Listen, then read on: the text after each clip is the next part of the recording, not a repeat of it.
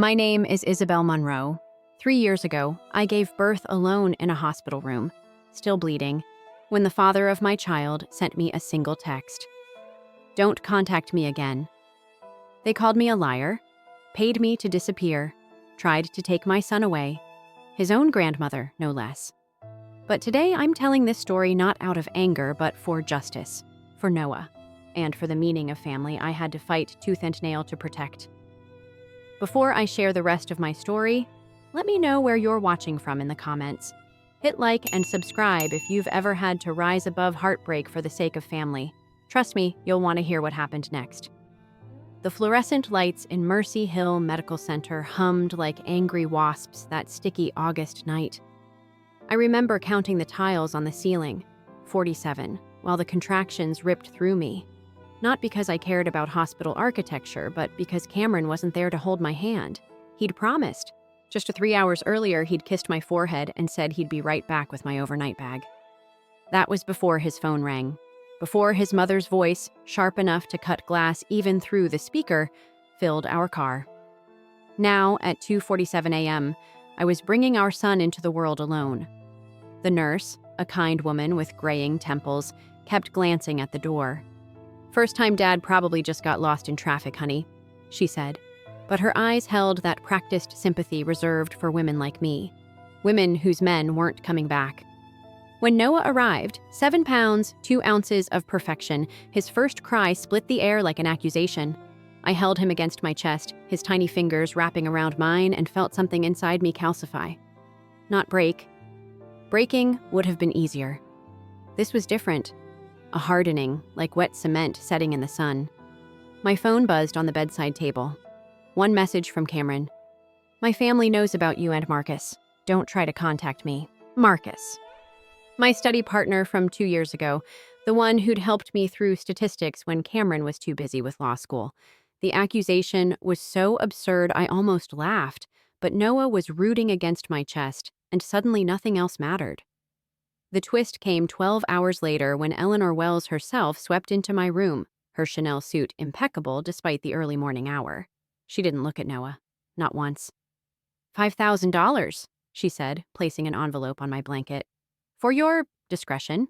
Cameron has a future. Don't ruin it with your mistakes." I left the money there when they discharged us.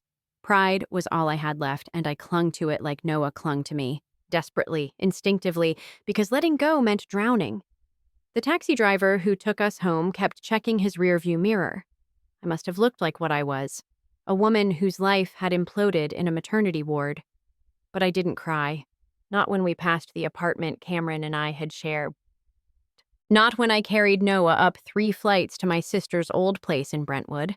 Not even when I realized I'd have to do this, all of this, alone. 2 years is 730 days. I know because I counted each one like rosary beads, marking time between feedings, diaper changes, and the odd tutoring job that kept us afloat.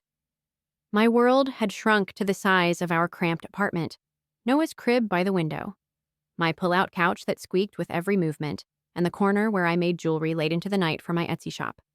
I'd been someone before. Isabel Monroe, voted most likely to change the world in high school, full scholarship to Vanderbilt, the teacher whose classroom buzzed with energy. Now I was just Izzy, the girl who got knocked up and abandoned, selling handmade earrings for grocery money. The night Noah's fever spiked to 104, I understood what rock bottom felt like. The thermometer's digital display blurred through my exhaustion. His tiny body burned against mine as his breathing turned raspy, wet. "Pneumonia!" my mother's instinct screamed. "No car. $17 in my checking account." The last bus had stopped running an hour ago. I wrapped Noah in 2 blankets, strapped him to my chest, and ran. 1 mile to Mercy Hill's emergency room, my feet slapping against wet pavement, his whimpers mixing with my ragged breathing. Cars honked. A few slowed, probably wondering about the crazy woman sprinting through Brentwood at midnight with a baby, the same hospital where he was born. The irony wasn't lost on me. Severe pneumonia, the doctor confirmed 3 hours later. Noah lay in a pediatric bed, an oxygen mask dwarfing his small face. I held his hand and finally let myself think about Cameron. Did he ever wonder about us? Did he know his son's name? Did he care that I'd named Noah after Cameron's grandfather, the only Wells who'd ever shown me kindness? Rough night? A nurse appeared with fresh blankets. Badge read Maddie Chen. I nodded, too tired for words. She studied Noah's face with an intensity that made my stomach clench. He's beautiful. Looks just like... She stopped herself, busying her hands with the IV adjustment. I'll bring you some coffee. I knew what she'd almost said. Everyone who'd known Cameron would see it.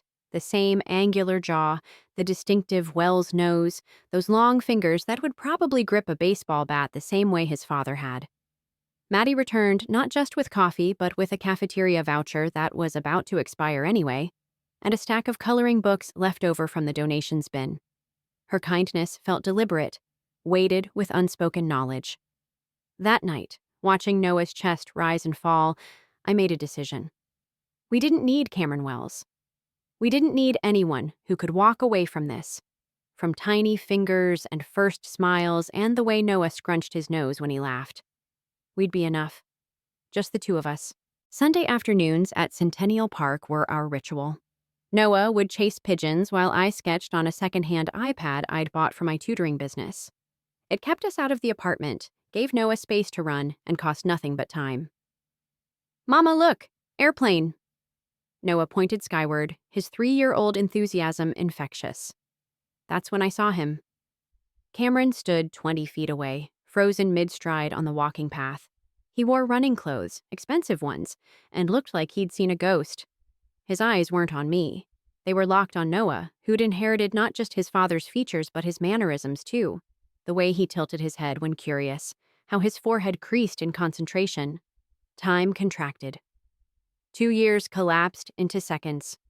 Noah tugged my hand. Mama, why that man staring? Cameron's mouth opened, closed.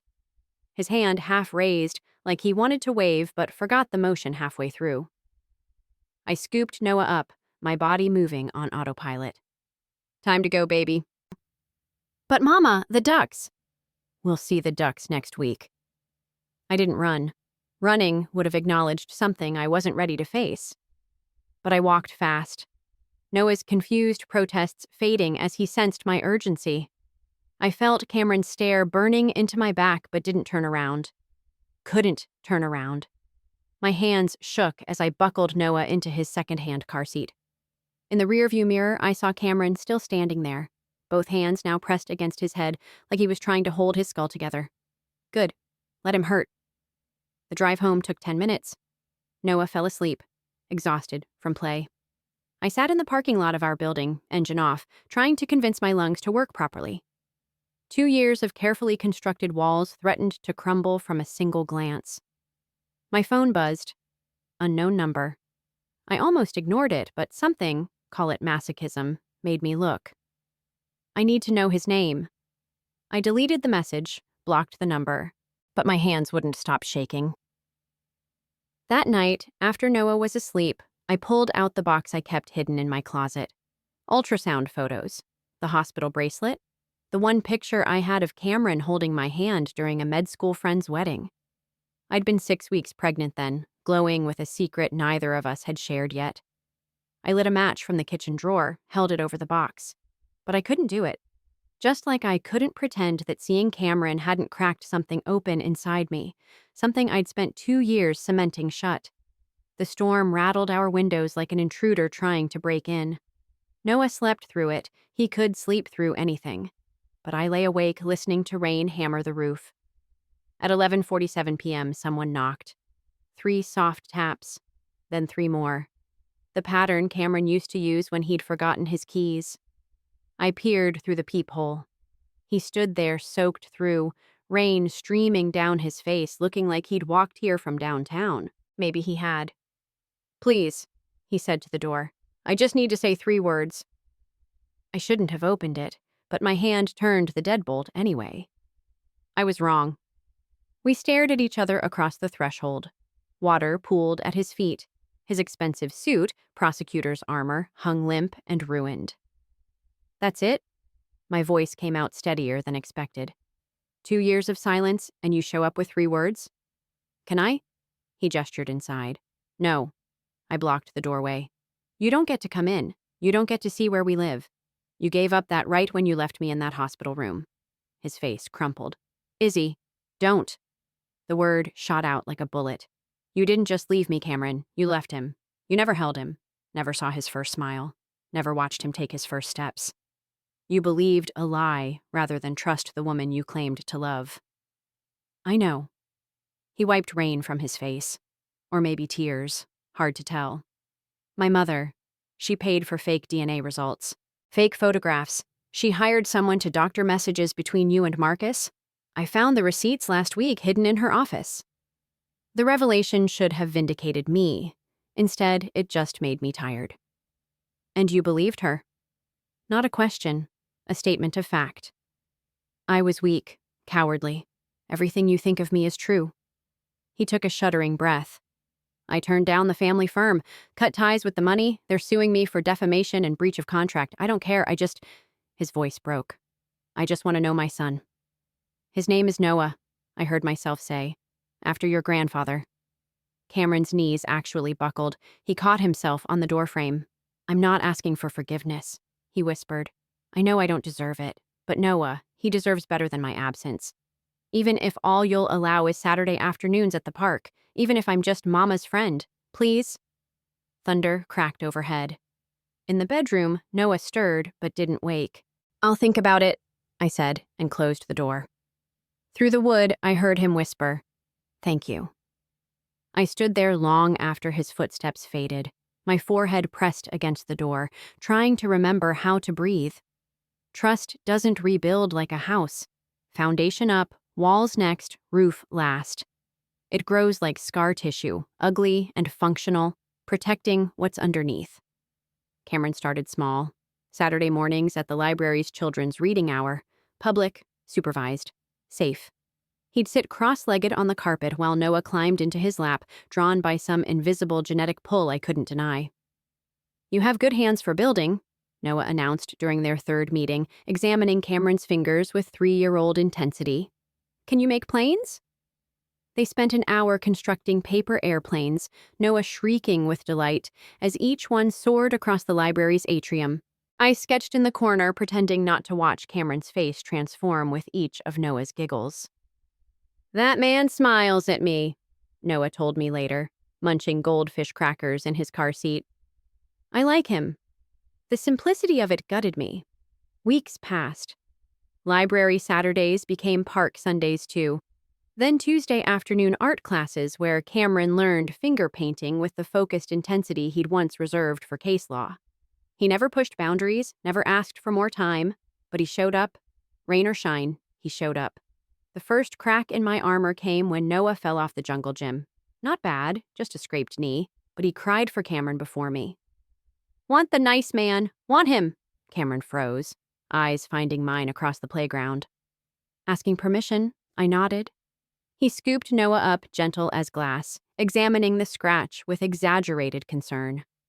"Brave boys get special Band-Aids," he murmured, pulling a dinosaur bandage from his pocket. He'd come prepared. "All better?" Noah sniffled. "All better, buddy." Buddy, not son. The restraint must have been killing him.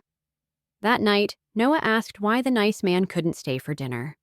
I told him grown-up schedules were complicated. He accepted it the way kids do, but I saw him drawing later. 3 stick figures holding hands. A family. "You're going to leave again." I cornered Cameron the following Saturday while Noah was in story time. "Once you get bored, or your family pressures you, or something better comes along? No." He met my eyes steadily. "I won't." "How can I believe that?" "You can't," he admitted. "Words are worthless." "I know that. So watch my actions. Test me. Make it hard.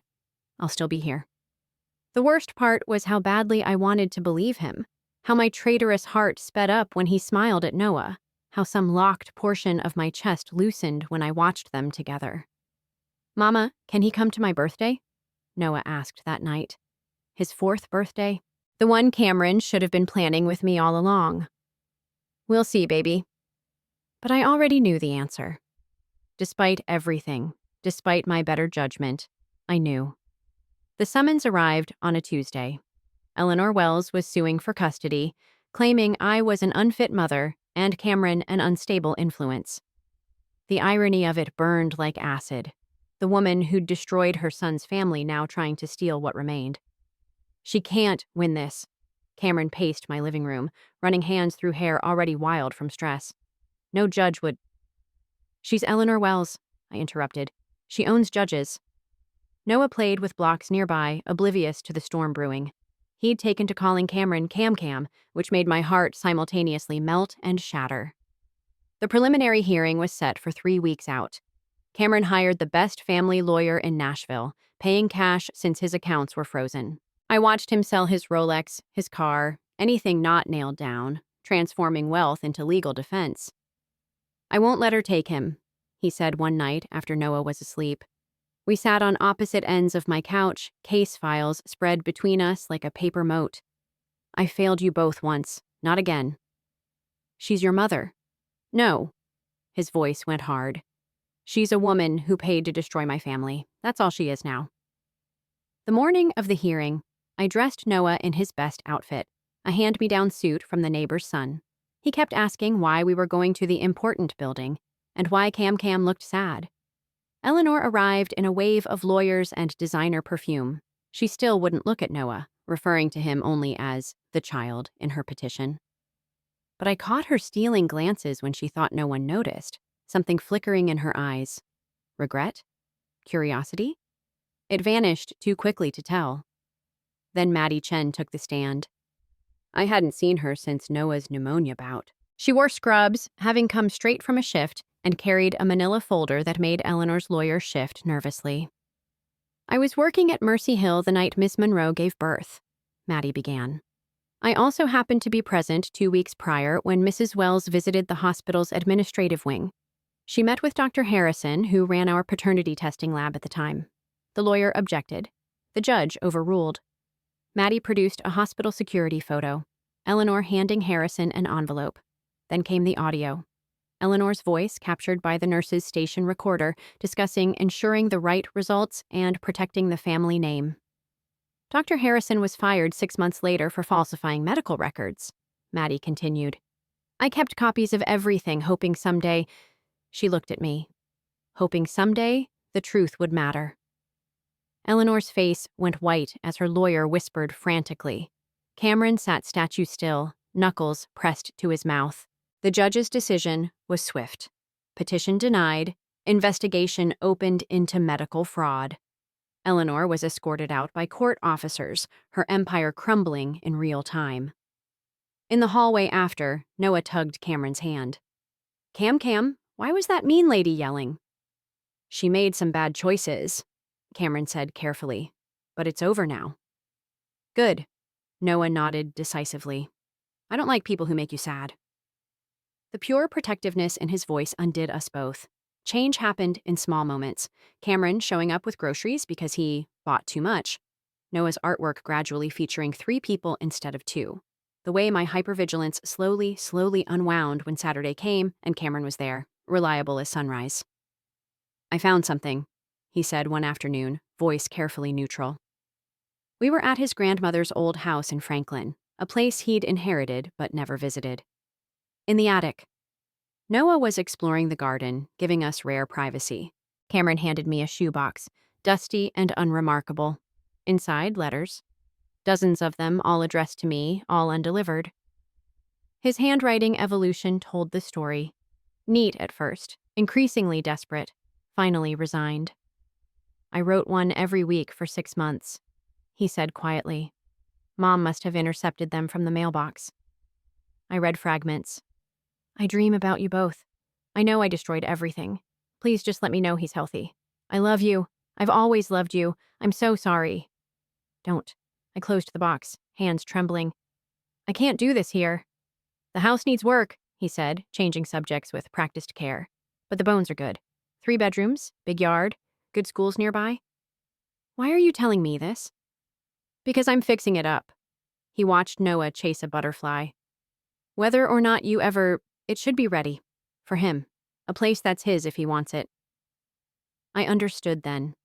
He wasn't pushing, wasn't assuming. He was preparing for any future, one where we were a family, one where he was just Noah's father, one where he remained forever on the periphery. But he was preparing. The master bedroom has built-in bookshelves, he added. You always wanted those. You remember that? I remember everything. Simple. Devastating. That night, Noah had a nightmare. He cried for both of us. Want Mama and Cam? And I let Cameron stay. We bookended Noah in my bed, his small body relaxed between us, one hand clutching each parent. Izzy, Cameron whispered over Noah's head. Don't say it. I knew what was coming, could feel the words building like storm pressure. I love you, both. Never stopped. I closed my eyes. I know. Is there any chance? I don't know. Honest. Raw. I'm trying. That's all I can give you. His hand found mine across Noah's sleeping form. Just fingertips touching, nothing more.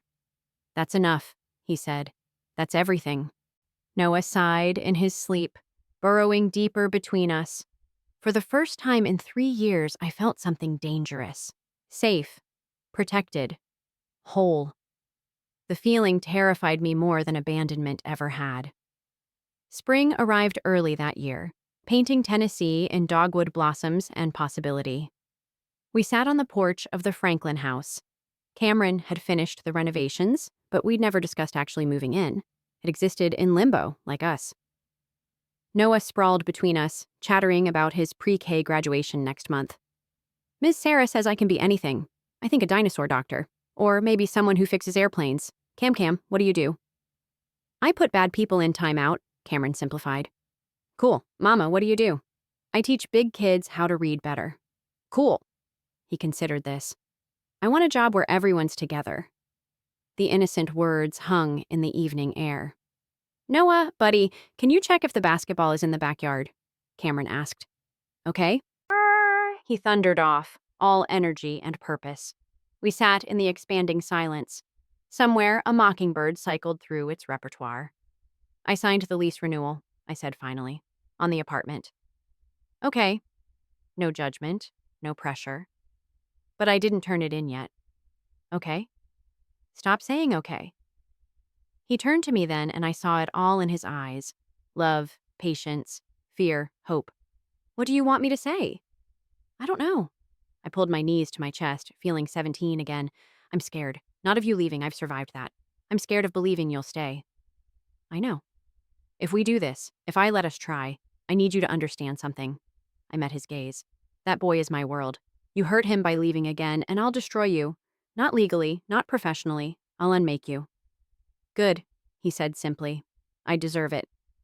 Noah bounded back, basketball in hand. Found it? Can we play? In a minute, buddy, I said. Cam and I are talking about maybe living in this house. All of us. Would you like that? Noah's face lit up like Christmas morning. Really? Together? Together, Cameron confirmed, eyes never leaving mine. Yes! Noah launched himself at us, a tangle of limbs and joy. Over his head, Cameron mouthed, Thank you. I didn't say I loved him. Those words would come later, slowly, carefully. Like learning to walk after a bad break, but I nodded and he understood. As darkness fell, Cameron flicked on the porch light, such a simple gesture, illuminating home for those who belonged there. I used to leave lights on everywhere, I admitted, waiting for something. Someone. I don't know. And now? I watched Noah attempt a basketball trick shot, missing spectacularly but laughing anyway. Now, I said, I think I'm done waiting. And for the first time in years, the porch light didn't feel like a waiting signal. It felt like home.